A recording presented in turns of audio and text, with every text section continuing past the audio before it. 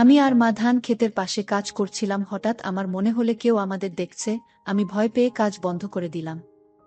তখন মা কাতর স্বরে আমাকে বলল, বাবা, আমার তো এখনো হয়নি, আমার শেষ কাজটুকু করে দাও, তোমার পায়ে পড়ি। মার এমন কথায় আমার খুব মায়া হলো, তাই আমি পাগলের মতো তাড়াতাড়ি কাজ শেষ করলাম। বন্ধুরা, আজকে তোমাদের বলল আমার মায়ের সাথে ধান খেতে কিভাবে কাজ করলাম সেই সত্য ঘটনা।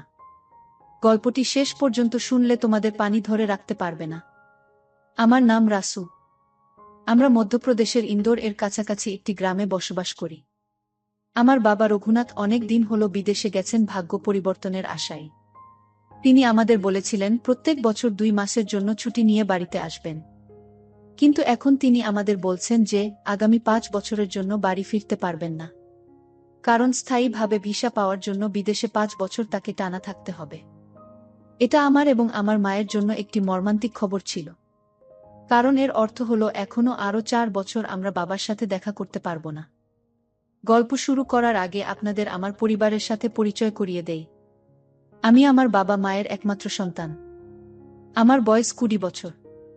সুগঠিত শরীর, লম্বায় প্রায় 6 ফিট। আমরা মূলত কৃষক করি। খেতে পরিশ্রম আর বাড়িতে গরুর দুগ্ধ সহ ভালো ভালো খাবার খেতে পেয়ে আমাকে প্রায় ষাঁড়ের মতো দেখতে হয়েছে। এখন আমি বিয়ে প্রথম বর্ষে পড়ছি। আসলে আমি খুব ওই রকমের ছেলে, গ্রামের 3-4টি মেয়েকে দিয়েছি। গ্রামে আমাদের বড় চাষ করা জমি আছে। সেই জমিটি গ্রাম থেকে অনেকটাই দূরে। জমিতে আমরা মূলত 2টি চাষ করি, ধান ও আখ। মাঠের এক কোণায় আমাদের গবাদি পশুর চালাও আছে। সেখানে আমি প্রতিদিন কাজের জন্য যাই। আবার অনেক সময় আমার মাও সাহায্য করতে আমার সাথে যায়। এবার আমার মায়ের সঙ্গে আপনাদের পরিচয় করিয়ে দেই। আমার মায়ের বয়স 42 বছর। আমার মা একটি কৃষক পরিবার থেকে বিলং করে। তাই বাড়িতে এবং মাঠে ঘাটে কঠোর পরিশ্রমের কারণে মায়ের শরীরটি খুব ভালো এবং পাকাপোক্তভাবে গড়ে উঠেছে। আমার মায়ের গায়ের রং একটু গাঢ় ফর্সা। একটু মোটাসোটা হলেও মা যেহেতু 5 ফিট 6 ইঞ্চি, তাই মাকে মোটাসোটা বলে মনে হয় না। আমি কোনোদিনই আমার মায়ের ওই দেখতে পাইনি, তবে সে কি খুব বড় অধিকারী। আমি আগেই বলেছি যে সে একটু গোলগাল প্রকৃতির, মানে মোটাসোটা। সুতরাং মায়ের ওই খুব বড় আকারের। হাঁটার সময় মায়ের শাড়ির মধ্যে ঝাঁকুনি দেই। কি যে দারুণ দৃশ্য, তা বলে বোঝানো যায় না। আমার মা বাড়ির বাইরে ভেতরে সবসময় শাড়ি পরেই থাকেন। গরমকালে তিনি বাড়িতে শাড়ি পরা বাদ দিয়ে শুধুমাত্র 2 জোড়া পরে থাকেন। এর ফলে মায়ের আরও বড় মনে হয়। এবং কাজের সময় মা যখন নিচু হয়ে কাজ করে তখন মায়ের বড় উল্টানো হাড়ির মতো করে বেরিয়ে আসতে চাই। আমার মনে হয় গরমকালে মা নিচে পড়ে না। তাই আমি কোনো বাড়ি আউটলাইন দেখতে পাইনি। বাড়িতে আমি প্রায় লুকিয়ে লুকিয়ে আর চোখে মধ্যে লুকিয়ে থাকা মায়ের দেখতাম। আমি জানি না মা এইসব লুকিয়ে দেখা কাণ্ডগুলো টের পেয়েছে কিনা।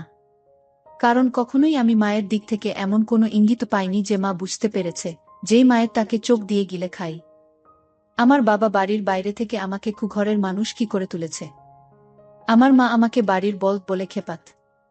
যখনই আমি কোনো কাজ করতে চাইতাম না তখনই মা বলতো, তুই তো এখন বাড়ির বলদ, তুই যদি কাজ না করিস তাহলে কে করবে শুনি। তোর বাবার কাজগুলো তো তোকেই এখন করতে হবে, তাই না? যেহেতু আমি নিয়মিত কলেজের বান্ধবীদের দিতাম, বরং এটা বললেও ভুল হবে না যে আমার অনেক বড় এর জন্য বান্ধবীরা আমাকে দিত। তাই আমি কখনই আমার মায়ের সাথে কিছু করার চেষ্টা করিনি। তবে আমি কেবল তার দেখতাম যা বাড়িতে বিনা মূল্যে দেখানো হতো। আমার নিজের মাকে দেওয়ার কোনো ইচ্ছাই ছিল না। আমি আমার মায়ের ওই জীবন সম্পর্কে কিছুই জানি না। তবে আমার মনে হয়েছিল যে তিনি অবশ্যই তার নিজের রুমে নিচের ইচ্ছা পূরণ করেন। কারণ আমার বাবার বিদেশ যাওয়া প্রায় 1 বছর হতে চলল। আর মা অবশ্যই সত্যিকারের খাবার জন্য ক্ষুধার্ত হয়ে আছে। আর বাবা যে আরও 4 বছর বাড়ি আসবেন না, এই খবরটা ছিল মায়ের জন্য আরও মর্মান্তিক। আর আমার মাও শারীরিকভাবে খুব ফিট এবং সুন্দর মহিলা ছিলেন। তাই আমার জানা ছিল না তিনি কিভাবে তার এই জীবন পরিচালনা করতে সক্ষম হবেন। যেদিন থেকে বাবার বাড়িতে না আসার খবরটা আসে, ঠিক সেই দিন থেকেই আমি খেয়াল করি মা যেন কেমন হতে শুরু করে, অন্যমনস্ক থাকেন।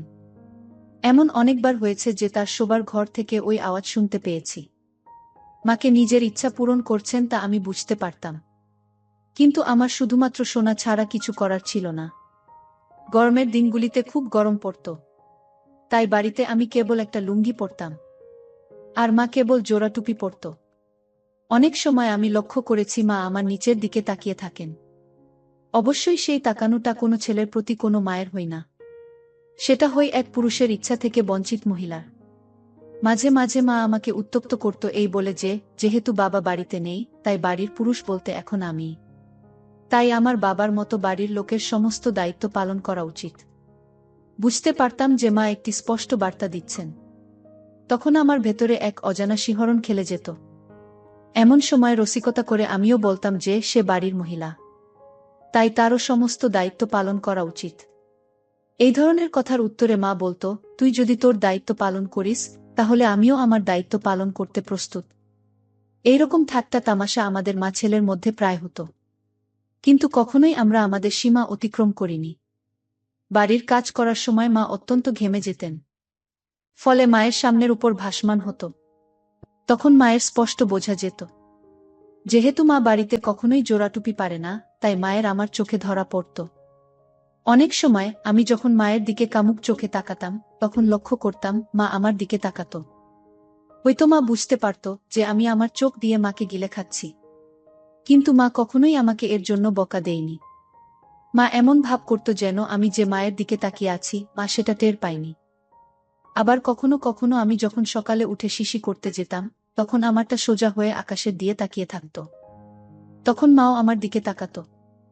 আমিও এমন ভাব করতাম যেন আমি লক্ষ্যই করিনি যে মা আমার দিকে তাকিয়ে আছে। আমি আরো বেশি বেশি করে মাকে দেখাতাম। একদিন আকাশ মেঘাচ্ছন্ন ছিল। আমরা মা ছেলে মিলে জমিতে গিয়ে ধান লাগিয়ে এসেছিলাম। তারপর জমিতে জল ভরে চার ধরে মাটি দিয়ে বাদ দিয়েছিলাম। মা আমাকে মাঠে গিয়ে দেখে আসতে বলল যে জমিতে জল ঠিকঠাক আছে কিনা এবং জল আটকাবার জন্য যে বাদ দিয়েছিলাম সেগুলো ঠিক আছে নাকি ভেঙে গেছে। কারণ যদি জল বেরিয়ে যায় তাহলে আমাদের আবার নতুন করে জমিগুলোতে ধান লাগাতে হবে এবং এর জন্য অনেক টাকা খরচ হবে। আমার একদমই যাওয়ার ইচ্ছা ছিল না। ভাবলাম কম্পিউটারে ভিডিও দেখে নিচের কাজ করব। তাই আমি মাকে বললাম, আজকে না গেলে হতো না? মা বলল, না, আজকেই যেতে হবে, বলে আমাকে জোর দিতে লাগলো। আমি আবার অনিচ্ছা জানালে মা বলল, একা যেতে না চাইলে চল, আমিও যাচ্ছি তোর সাথে। বাড়ির কাজ কাম তো হয়ে গেছে, নেনে রেডি। কি আর করার, মায়ের উপর জোর করে কোনো লাভ নেই। তার থেকে বড় কথা, আমার মনে আসলো যে মা আর আমি ওই নির্জন মাঠে একা থাকব। অনেকটা সময় ও কাটানো যাবে মার সাথে, আর মায়ের ওই দেখেই দিন পার হয়ে যাবে। কথাগুলো মনে আসতেই মনে মনে খুব আনন্দ পেলাম, কিন্তু মাকে বুঝতে দিলাম না। মুখে এমন একটা ভাব করলাম যে আমার যাওয়ার মন একদমই নেই। আমি বললাম, ঠিক আছে, তুমি যখন বলছোই তবে চলো, বলে আমি একটা লুঙ্গি ও টি শার্ট পরলাম আর মা দেখলাম একটা স্বাভাবিক ঘরোয়া শাড়ি পরেছেন। যেহেতু আমাদের জমি ছিল বাড়ি ও গ্রাম থেকে অনেকটা দূরে, তাই সেখানে পৌঁছতে আমাদের প্রায় আধ ঘন্টা সময় লাগলো। রাস্তায় আমরা মা ছেলের স্বাভাবিক কথাই বলছিলাম। আমরা যখন ধানক্ষেতে পৌঁছলাম তখন আকাশ সম্পূর্ণ মেঘে ঢাকা ছিল। মনে হচ্ছিল যে কোনো সময় বৃষ্টি শুরু হবে।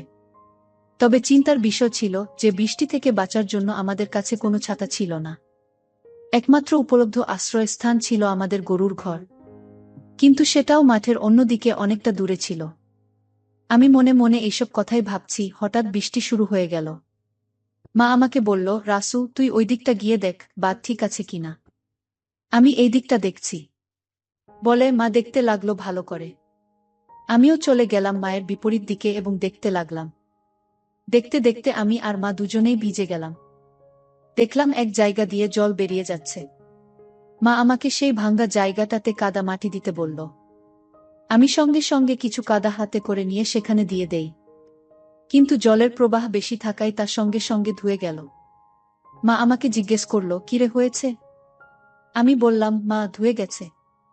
মা বলল, থাম, আমি আসছি, তুই কিছু কাদা দে আমাকে, বলে মা আমার কাছে আসলো। কিছু কাদা মায়ের হাতে দিলাম। মা সেটা নিয়ে একটু নিচের দিকে ঝুঁকল, তারপর সেই ভাঙ্গা জায়গাতে কাদা ঢুকিয়ে দিচ্ছিল। আমি মায়ের সামনে দাঁড়িয়েছিলাম এবং ভেজা কাদা মাটি মায়ের হাতে ধরিয়ে দিচ্ছিলাম। মা যখন নিচে ঝুলছিল তখন মার উপরি ভাগ থেকে দেখা যাচ্ছিল। যেহেতু মায়ের খুব বড় বড় ছিল তাই নিচে ঝুঁকার সময় মার স্পষ্ট দেখা যাচ্ছিল। আমার মনে হলো যে আমি খুব ভাগ্যবান যে কিনা বিনামূল্যে এত সুন্দর দৃশ্য দেখতে পাচ্ছি। আমি মাকে কাদা দিচ্ছিলাম আর তার বৃষ্টিতে ভেজা দুটোর দিকে তাকিয়েছিলাম। চারপাশে আমি আর মা ছাড়া কেউ নেই, পুরো ফাঁকা। আমি এতটাই মনোযোগ দিয়ে দেখছিলাম যে মা যে কাদা চাইছিল আমার কানেই আসেনি। মা বলল, কি রে, হা করে কি দেখছিস, কাদা দে। এমনিতেই ভিজে গেছি, ঠান্ডাও লাগছে, দে কাদা দে। আমি তাড়াতাড়ি নিজেকে ঠিক করে মাকে কাদা দেই। মা কি বুঝতে পারল যে আমি মাকে দেখছিলাম? বুঝলেও কিছু বলতে পারেনি, কারণ মা তখন কাদা লাগাতে ব্যস্ত। কাদা নিয়ে মা আবার ভাঙ্গা জায়গাতে কাদা লাগাতে লাগলো। কাদা নিয়ে এদিক ওদিক লাগানোর সময় মায়ের সাথে সাথে ওই এদিক ওদিক দুলছিল। এই দৃশ্য দেখে আমার বর হতে শুরু করল। বৃষ্টি খুব জোরে হচ্ছিল এবং আমরা মা ছেলে দুজনেই বৃষ্টিতে পুরোপুরি ভিজে গেছিলাম। গরুর ঘরটাই একমাত্র আমাদের আশ্রয়ের জায়গা ছিল, কিন্তু সেটাও অনেক দূরে থাকায় আমাদের ভেজা ছাড়া আর কিছু করার ছিল না। বৃষ্টিতে ভিজে মার সব পুরোপুরি লেপ্টে যায়। যেহেতু সেখানে আর কেউ ছিল না, তাই আমি মাকে দেখতে লাগলাম। হঠাৎ করে আমি লক্ষ্য করলাম মা আজকে জোড়া টুপি পারছে, কারণ এর ভেতর দিয়ে তার কালো স্পষ্ট বোঝা যাচ্ছে। আমার নজর মায়ের দিকে গেল। দেখি পিছনে একটা মোটা আস্তরণ পড়েছে। তার মানে আজকে মা ওইটাও পারেছে। এইসব দেখছিলাম, হঠাৎ মা কাছের একটা জায়গাতে চলে যাই। আমিও যাই মার পেছন পেছন। গিয়ে দেখি এই জায়গাটা থেকেও জল বেরোচ্ছে। আমি মায়ের পেছনে গিয়ে দাঁড়াই। মা আমার কাছে কাদা মাটি চাই। আমি মাটি দিয়েই মা আবার আগের মতোই নিচে ঝুঁকে কাদা মাটি দিতে শুরু করে। যেহেতু আমি মায়ের পেছনের দিকে ছিলাম, তাই আমি আমার মায়ের পিছনেটা দেখতে পাচ্ছিলাম। একটা উল্টানো মাটির কলসির মতো দেখাচ্ছে। বেরটা তাও খুব ভালো করে বোঝা যাচ্ছে। আমি একটু ইচ্ছাকৃতভাবে মার ঠিক পেছনে দাঁড়িয়েছিলাম, যাতে আমি তার দর্শন পাই। ওদিকে মা নিজের কাজে ব্যস্ত আর আমি তার সুযোগ নিয়ে মার পিছন চোখ দিয়ে গিলে খাচ্ছি।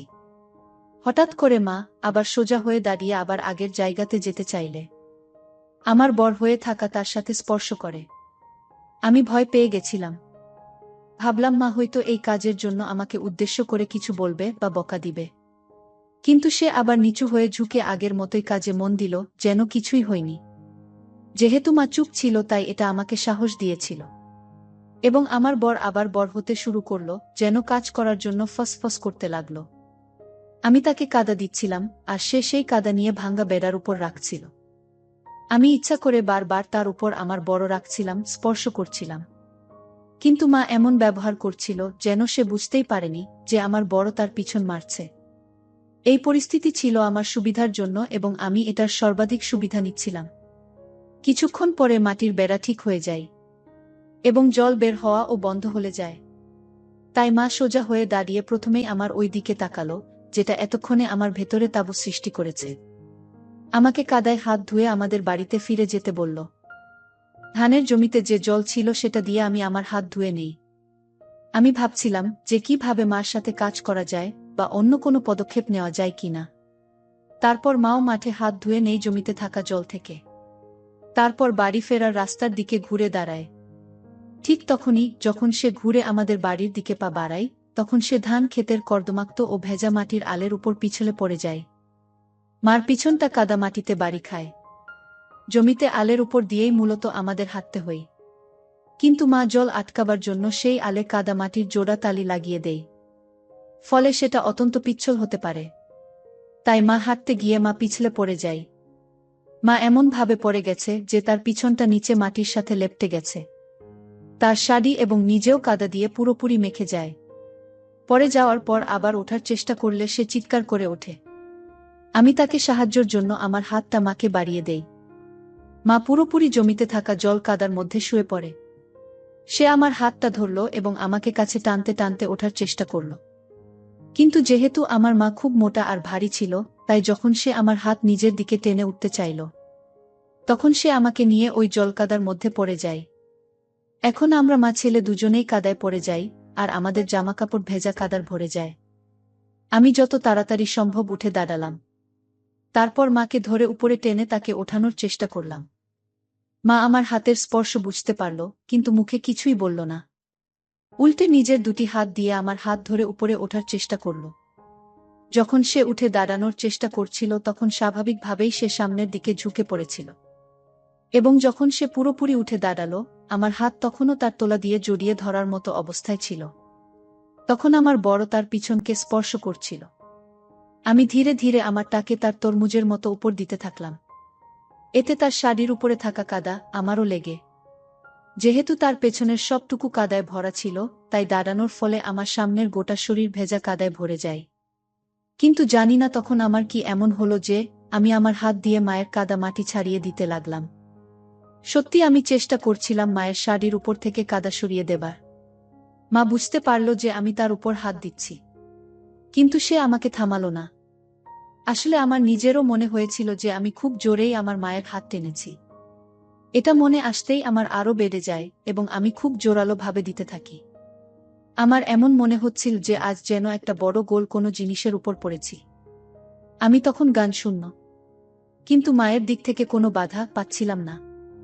বিনিময়ে মা তার হাত সামনে থেকে পেছনের দিকে নিয়ে আমার গায়ে লেগে থাকা কাদা ছাড়ানোর চেষ্টা করেন। আস্তে আস্তে নিচে আমার কাছে তার হাত চলে আসে। বড় হয়ে ওই উপর থেকে কাদা পরিষ্কার করতে শুরু করে। আমার বড় হয়ে থাকা সত্ত্বেও মা কিছু মনে করেননি, বরং আমার পরিষ্কার করার অজুহাতে শুরু করে। সত্যিই আমাদের মনে হচ্ছিল আমরা যেন স্বর্গে আছি। ফাঁকা মাঠে আমরা কাদার মধ্যে আমাদের কাজ করছিলাম, কিন্তু খুব স্বাভাবিকভাবেই আমরা এই কাজটা বেশিক্ষণ চালিয়ে যেতে পারিনি। আমাদের দুজনেরই কাপড় কাদায় ভরে গেছিল আর বৃষ্টিতেও ভিজে গেছিল। তাই আমি মাকে বলি, মা চলো তাড়াতাড়ি বাড়ি যাই, গিয়ে ভিজে কাপড় ছেড়ে শুকনো কাপড় পরে নিতে হবে, নইলে শরীর খারাপ করবে। মা আমার কাদায় মাখা ও দাঁড়িয়ে থাকা এবং নিজের শাড়ির দিকে তাকিয়ে একই অবস্থা দেখে টিটকারি মেরে বলল, রাসু, তোর অবস্থা দেখতো। তোর কি মনে হয় যে আমরা এই অবস্থায় গ্রামের মধ্য দিয়ে বাড়ি যেতে পারবো? আমাদের দুজনকে দেখে যে কেউ বুঝতে পারবে যে আমরা কাদায় কুস্তি লড়েছি। তারপর আমিও আমাদের অবস্থা দেখে বললাম, মা, কাছেই আমাদের গরুর ঘর আছে। সেখানে চাকরের থাকার জন্য একটি ঘরও আছে। সেই চাকর আমাদের গবাদি পশু দেখাশোনা করার জন্য সেখানে থাকে। কিন্তু আজকাল তো সে আর এখানে থাকে না, তার নিজের গ্রামে গেছে। ভিতরে তো আর কেউ নেই, তাই না? চলো না ওখানেই যাই। সেখানে গরুর খাওয়ার জন্য একটি সিমেন্টযুক্ত জলের ট্যাঙ্কও তো আছে। সেখানে না হয়ে আমরা আমাদের কর্দমাক্ত কাপড় চোপড় ধুয়ে নিব। বৃষ্টি না থাকা অবধি ওখানে থেকেও যেতে পারব। ততক্ষণে আমাদের কাপড় শুকিয়ে যাবে। কি বলো মা, যাবে? মা বলল, কথাটা তুই খারাপ বলিসনি রাসু। বৃষ্টি কখন থামবে তার ঠিক নেই, আর এই অবস্থায় বাড়িও যেতে পারবো না। ওখানে যাওয়াই ঠিক হবে। চল আমরা বরং ওখানেই যাই। আমাদের জামাকাপড়গুলো পরিষ্কার করি, ততক্ষণে বৃষ্টিও থেমে যেতে পারে। চল। আমরা দুজনেই গরুর ঘরের কাছে চাকরের ঘরের দিকে রওনা হলাম। মা আমার সামনে হাঁটছিল আর আমি মার পেছন পেছন হাঁটছিলাম। মা খুব সাবধানে পা ফেলে হাঁটছিল। হাঁটার সময় ভিজে কাপড়ে জড়ানো মা একবার এদিক একবার ওদিক দুলছিল। একটা বয়স আসলে এমন বেশি পছন্দ হয়। মায়ের হাড়ির মতো দেখে বারবার মনে হচ্ছিল কাজ করি। মনে মনে এসব কথা ভাবছি আর হাত দিয়ে আমার নিজে আর মার পেছন পেছন হাঁটছি। এইভাবেই কিছুক্ষণ হাঁটার পর আমরা মা ছেলে ঘরের সামনে এসে দাঁড়ালাম। তারপর তাড়াতাড়ি ঘরের মধ্যে প্রবেশ করলাম। মা আমার পাশেই দাঁড়িয়েছিল। সে চুপচাপ ছিল এবং ভাবছিল কি বলবে আর কি করবে। আমরা দুজনেই যে খুব খুশি ছিলাম তা জানতাম, কিন্তু আমাদের মা ছেলের সম্পর্কটা বাধা সৃষ্টি করছিল। কিছুক্ষণ পর আমি বললাম, মা, তুমি তোমার কাপড় চোপড় ছেড়ে নাও, তারপর সেগুলিকে বালতির জলে ধুয়ে শুকানোর জন্য কর্ডের উপর রেখে দাও। মা কিছুক্ষণ আমার দিকে তাকিয়ে রইল। তারপর একটু দ্বিধাবোধ করে আস্তে আস্তে জলের বালতিতে ডুবিয়ে দেয়া। আমিও মার সাথে সাথে আমার লুঙ্গি ও টি শার্ট আর গেঞ্জি খুলে জলে ডুবিয়ে দেই। তারপর মার দিকে দেখি, মা শুধু জোড়াটাপি পারে দাঁড়িয়ে আছে। এই দৃশ্য দেখে আমার ভেতর মস্ত একটা তাঁবুর সৃষ্টি করল এবং আমার বেরিয়ে আসতে চাইছিল। মাও আমার দাঁড়িয়ে থাকা দেখছিল। জিম করা বড়িতে আমাকে সার এর মতো দেখছিল। মার চোখে ছিল ইচ্ছা। সে যে আমার মা সেটা তার চাহনি দেখে বোঝা বড় দায়। আমিও তার দেখছিলাম। এই প্রথম আমি আমার মাকে এভাবে দেখলাম। লক্ষ্য করলাম মায়ের উপর কাদা মাটি লেগে আছে। মাথায় একটা দুষ্টু বুদ্ধি আসলো। আমি মাকে বললাম, মা, দেখো তোমার উপরে অনেক কাদা লেগে রয়েছে, আর বৃষ্টির জলে দুটোই পুরোপুরি ভিজে গেছে। তুমি চাইলে ভালো করে ধুয়ে মাটি পরিষ্কার করে কর্ডের উপর শুকুতে দিতে পারো। মা আমার গলার স্বর এবং চোখের মধ্যে ইচ্ছা অনুভব করে বললেন, রাসু, তোর কি মাথা খারাপ হয়ে গেছে নাকি?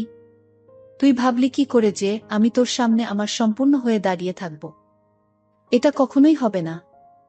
আমি বললাম, মা, কি বলছো কি এই? আমি তোমার ছেলে। ছোটবেলায় 1000 বার তোমায় দেখেছি। আমি তোমারই তো ছেলে, তোমার থেকেই আমার সৃষ্টি হয়েছে। নিজের ছেলের সামনে তোমার লজ্জা কিসের মা? আমরা দুজন ছাড়া তো আর কেউ নেই এখানে, আর এই বৃষ্টির মধ্যে কেউ আসবেও না। তাছাড়া আমাদের চাকরও তো নেই। তাই লজ্জা না করে তোমার ওগুলো পরিষ্কার করে নাও, নইলে তোমার ঠান্ডা লেগে যেতে পারে। আর হতেও পারে তোমার কাপড় চোপড় ভেজা থেকে যেতে পারে। আমাকে দেখো, আমিও তো সম্পূর্ণ হয়ে আছি। মা কিছুক্ষণ ভাবল, তারপর ইতস্তত করে বলল, রাসু, আমার মনে হয় তোর সামনে আমার সম্পূর্ণ হওয়া খুব অদ্ভুত আর নির্লজ্জের মতো একটা কাজ হবে। তুই আমার ছেলে, তোর সামনে কি করে আমি? আর তাছাড়াও আমি খুব মোটা আর বয়সও বেড়েছে, আমার খুব খারাপ লাগবে বাবা তোর সামনে এমন করতে। আমি জানি আমার ওজন খুব বেড়েছে, তাই আমাকে কুৎসিত আর মোটা লাগে। আমি নিজেই নিজের দিকে তাকিয়ে লজ্জা পাই। আমি কি করে তোর সামনে সম্পূর্ণ হব? এই কথা বলার পর মা চুপচাপ দাঁড়িয়ে রইল। আমি পরিবেশটাকে হালকা করার জন্য হাসতে হাসতে বললাম, মা, কি বলছো তুমি? কে বলেছে তুমি মোটা? তুমি খুব ফিট এবং খুব সুন্দর একজন মহিলা। আমার মনে হয় না গ্রামের কেউ তোমার সাথে সৌন্দর্যের কম্পিটিশন দিতে পারবে। এমনকি আমার কলেজের মেয়েরাও তোমার মতো রূপ পাওয়ার জন্য মরিয়া হতে থাকে। এক অজানা ভয় সাড়া দিল মনে। ভাবলাম মার সাথে কখনো এমন কথা বলিনি, আজ বেরিয়ে গেছে মুখ থেকে। মা বকা না দেই, কিন্তু মনে হলো যে মা এই কথাটা কিছু মনে করেনি। উল্টে সে হেসে বলল, রাসু, তুই আমার মন রাখার জন্য এইসব কথা বলছিস আর আমাকে নিয়ে মজা নিচ্ছিস। আমি সব বুঝি। আমি বললাম, না মা, আমি সত্যি বলছি। তুমি আমার চোখে দেখা সব চাইতে সুন্দর নারী। মা বলল, থাক, আর প্রশংসা করতে হবে না। সত্যি বলতে তুইও খুব হ্যান্ডসাম। তোর বাবার মতো হোসেনি তুই। কলেজে কতগুলো মেয়ে বন্ধু বন্ধু আছে তোর? সত্যি করে বল। আমি বললাম, মা, আমি আমার কলেজের একটা মেয়েকেও আমার পছন্দ না। সবগুলো তো পাতলা। যুগ এখন পাল্টে গেছে জানো তো। এখনকার ছেলেরা পাতলা মেয়েদের পছন্দ করে না। এখনকার ছেলেরা পছন্দ করে তোমার মতো নারী। কারণ যখন একটা ছেলে ভালোবেসে একটা মেয়েকে ধরবে, তখন তার যেন এটা না মনে হয় যে সে শুধু হারকে জড়িয়ে আছে। তাই আমি তোমাকে নিয়ে মজা মোটেও করিনি। পরে এইসব নিয়ে কথা হবে। তুমি এখন সম্পূর্ণ হও, বলে একটা হাসি দিলাম তার দিকে তাকিয়ে। মা একটু লাজুক ভাবে তার জলে ভর্তি বালতিতে ফেলে দিল। তার বড় আমার সামনে বেরিয়ে আসলো। হঠাৎ আমার মুখ থেকে আপনা আপনি একটা সিটি বেজে উঠল। মা এটা শুনে লজ্জায় মুখ নিচে নামিয়ে নিল। সাথে সাথে আমিও লজ্জা পেলাম। আমি নির্বিকার ভাবে বললাম, মা, সিটি মারার জন্য আমি তোমার কাছে ক্ষমা চাইছি। আমি ইচ্ছে করে করিনি। বিশ্বাস করো। তবে এটা প্রমাণিত যে তুমি খুব সুন্দরী। আমি বাজি ধরে বলতে পারি, যদি তুমি আধুনিক পোশাক পরে রাস্তাতে বের হও, তাহলে বুড়ো যুবক সবার মাথা ঘুরে যাবে। মা আমার কথা শুনে একটু লজ্জা পেল। তারপর বলল, রাসু, তুই বলছিস ঠিক আছে, কিন্তু ভুলে যাস না আমি তোর মা। একটা ছেলের কখনোই তার মাকে এইসব কথা বলা ঠিক না। এমনকি নিজের মাকে সিটি মারাটাও উচিত না। তার উত্তরে আমি মাকে বললাম, মা, আমায় ক্ষমা করো। কিন্তু তুমি তো তখন বললে যে বাড়ির লোক আমি। বাবার দায়িত্ব আমাকে দিলে। যদি বাবা তোমাকে এরকম প্রাংশা করত তাহলে কি কিছু বলতে? আমি আমার বাবার সমস্ত দায়িত্ব পালন করব। তুমি শুধু এই অধিকারটা আমাকে দাও। মা একটু লাজুক হয়ে ঠাট্টা করে।